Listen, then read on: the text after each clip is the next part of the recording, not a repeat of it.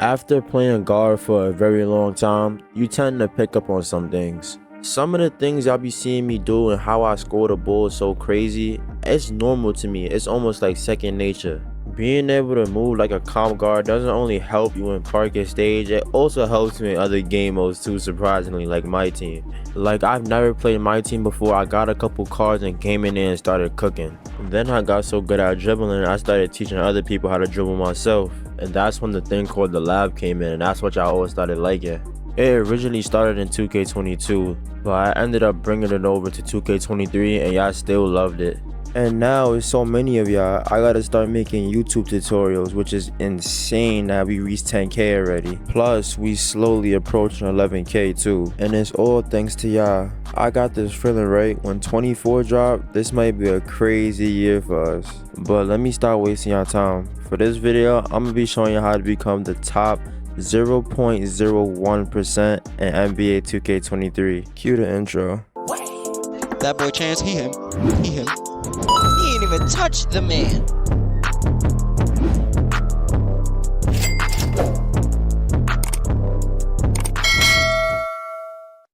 Y'all see this number 1 on my back, right? It's not there for no reason. Let's get straight into business. See, look, Westbrook already getting on the my court already. Just cause he know I'm about to put him through that personal workout of death. All the tips, all the dribble moves, all the jump shots, all the animations I'm finna show y'all right now works on next gen and current gen. Yes, I have a PS5 and I play both PS5 version of NBA 2K23 and current gen version. My settings has been the same ever since Kemba Walker came out. I don't think I'm gonna be switching off Kemba Walker unless the next season that comes out they add a better size up escape package, which I highly doubt because it's the end of the year. But this is my 6 right now currently. The only thing that you can really change right here is the Kemba Walker. If you don't like Kemba Walker, you can use Trae Young instead. Now that we got that over with, I'm gonna be showing y'all all my jump shots that I've been using lately. I stick with one main jump shot and that's my last one. For the first one, you could try out this. Is John Stockton as the base, release 1 Trae Young, release 2 Oscar Robertson. This jump shot is really fast, probably faster than KPJ, so if you like fast jump shots, you could try that one out. For my other jump shot is John Stockton, release 1 Jerry West, release 2 Oscar Robertson. It's just like the last one, it's just that the release one is switched up a little bit. For this jump shot right here, this was my main jump shot. I don't advise you to really use this jump shot. If it works for you, it works for you, but I think they patched it. Before, I was able to shoot from behind half court very consistently, and when I get take, I'm not missing whatsoever. The reason why some of these jump shots look pretty much the same, the only thing I'm really changing up is the release one, because the meta right now for like jump shots as the base wise is Kevin Porter Jr. because it's the fastest base, or you can try John Stockton or O'Shea Brissett. O'Shea Brissett is for spot ups though, not really for people that like to dribble and get the shot off.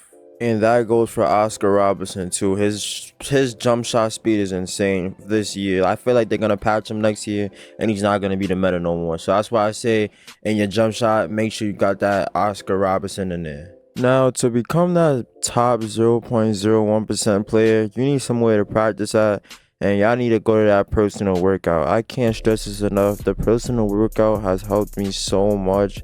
It's ridiculous. Like, it's the best place to practice at. You get no penalties and you get to do whatever you want while the AI just sits back and barely has any defense unless you come across half court. That's why I think they should just bring the personal workout to next gen too. But for you next gen players, I got a place where you can go to because y'all don't got personal workout on the my court. Now, instead of going to that nasty Gatorade facility where you lose all your adrenaline bars after one move and all that, the most similar thing you can get to practice like the personal workout on current gen is the 3v3 Prime Arena. You don't have to have a big team, you just can make a team by yourself on it and just go inside the arena. And what you gotta do here is when you load in, don't dribble on the front of the court, go all the way to the back, like behind the half court line, because in 2K23 you don't lose any adrenaline bars when you dribble behind half court, and that goes to when you're practicing in the 3v3 arena too. As you see, once I cross that half court line, and I start performing regular speed boost, I start losing adrenaline bars one by one, just like how I'm playing park or stage. That's why I say stay behind that line, because you could do as many dribble moves as you want, but your stamina will go down, but your adrenaline bars won't. And I feel like not a lot of people know this on next gen. Like, I see a lot of people still going to the Gatorade facility just to go dribble the ball, or you could just play one-on-one. If you play one-on-one, they need to add a my court back to next gen in general. I feel like my court was just a better idea instead of a Gatorade court. Like, none of us asked for that. Now, being a top 1% guard, it's not all about knowing how to dribble, because I dropped plenty of dribble tutorials and some people still can't score the ball. It's about having shot IQ. You could do all the standstill dribble moves, all the left, right, and the up, down, and the spin backs, the left to crossover behind the back. As long as you don't, or as long as you do score that ball, you're chilling. But if you don't, all those moves was for no reason. Like, while I'm dribbling the ball, I tend to watch my defender, and if he play hands up, I like to run right past them. Or if he doesn't play hands up, I'll do a couple dribble moves until he does hands up, because when you play hands up in this game, it slows your defender down like crazy. Now, I want y'all to watch this clip right here. I'm gonna break it down for y'all. When I come up the court, I noticed that 3 people are trying to guard me. One top right, one top left, and one top middle. Now, it looks like pretty impossible to score right here, but watch how I break it down. Once I push myself to the left, I'm trying to make somebody bite to go for a steal. Once I notice somebody goes for this steal, I do an instant crab, known as the Asta slide. Now, there's 2 things I could do right here. As you can see, the whole back side is open and the whole left side is open. Now, being that top 1%, you gotta figure it out. Which way I should go, left or just take the shot? Now look, since I have takeover, this is the only reason this shot is greenable.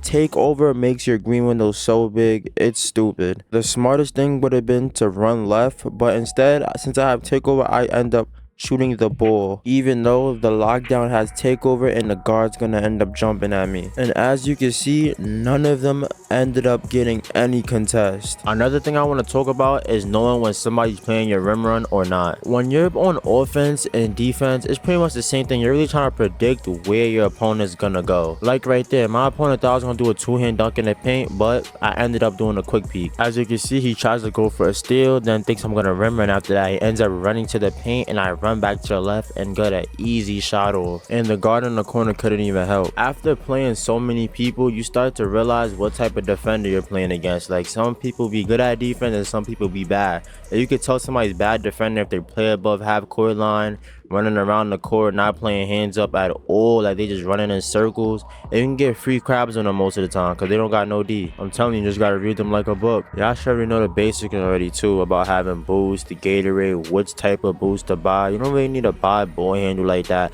In my opinion, I don't even think ball handle even give you like a major boost, but make sure you buy a Gatorade too, because in this game, your stamina like not like old 2Ks. Another thing, don't be scared to play against good people. Like, I be seeing a lot of people hop off the spot because they're scared they're gonna lose. Playing people that's better than you sometimes make you better. Like, you get to pick up on certain things on how they play, or in general, you just gotta play different. You gotta play out of your mind. And playing bums all day, like, if you play people that you're not, like, you know you're better than, that's not gonna get you better. Like, you're just gonna stay at the same type of like level. So for those people that be hopping off the spot, you know who you are. Play people. I'm telling you, it's gonna make you a better player. Like, it's cool, I know you want to have fun or whatever, you don't want to sweat and all that, but I'm telling you, it gets you to the point where it's like, yo, you gonna play good people, and after you play a certain amount of good people, you're gonna be like, man, I play whoever I want. Your confidence to shoot better shots, like your shot IQ gonna go through the roof. You're gonna start wanting to pull from half court, the 3 in front of their face, dribble the ball in front of their face. You're not gonna be scared to do nothing. You're gonna be playing out of your body. And those of you that be messing up y'all dribble moves in stage and park and to get them all right into my court got no delay and stage does, so keep that in mind. And plus, I literally just now, like a day ago, just bought a new controller because of stick drift. I don't know why, but I feel like PlayStation controllers are so fragile. Like I dribble so much, so I guess I just get stick drift after like a cool month. So if you're messing up your dribble moves, it might be because you got stick drift, or if your player is moving by itself, it's because your controller has stick drift. New one is in need. Now that's all I really got for y'all for today's video, and y'all know 2K24 is right around the corner, and y'all know when that game drop, I'ma be on it. So if you're not subscribed, subscribe or else. But I'ma see y'all in the next one. Bye. Have a beautiful time.